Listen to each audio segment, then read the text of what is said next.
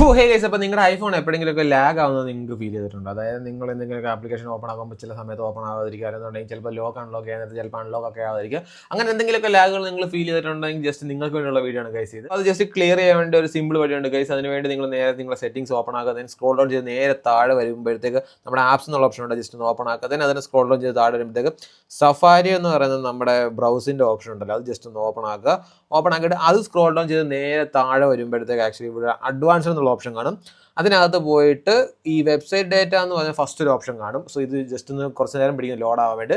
Load ആക്കി കഴിയുമ്പോൾ താഴെ റിമൂവ് ഓൾ വെബ്സൈറ്റ് ഡേറ്റ എന്ന് പറഞ്ഞൊരു ഓപ്ഷൻ വരുന്നതായിരിക്കും. അത് ജസ്റ്റ് ഒന്ന് റിമൂവ് കൊടുക്കും. നമ്മൾ ബ്രൗസ് ചെയ്യുന്ന എല്ലാതിൻ്റെയും ഡേറ്റാസ് എല്ലാം ഇവിടെ സ്റ്റോർ ചെയ്ത് വെക്കുന്നുണ്ട്. സോ ഇങ്ങനെയുള്ള ചെറിയ ചെറിയ കാരണങ്ങൾ കൊണ്ടാണ് നമ്മുടെ ഫോൺ ഭയങ്കരമായിട്ട് ലാഗ് ആവുന്നത്. അതുപോലെ നിങ്ങൾ യൂസ് ചെയ്യുന്ന ക്രോം ആയിക്കോട്ടെ, മറ്റ് ബ്രൗസറുകളായിക്കോട്ടെ, ഇതുപോലെ വെബ്സൈറ്റ് ഡേറ്റാസ് എല്ലാം സ്റ്റോർ ചെയ്യുന്നതാണ്. സോ ഇതുപോലെ ജസ്റ്റ് ഒന്ന് ക്ലിയർ ഡേറ്റ കൊടുത്തു കഴിഞ്ഞാൽ അത്യാവശ്യം കുറച്ച് ഫ്രീ ആവുന്നതായിരിക്കും. പിന്നെ ഒരു 2 വീക്സ് കൂടുമ്പോൾ ജസ്റ്റ് ഫോൺ ഒന്ന് റീസ്റ്റാർട്ട് ചെയ്യുക.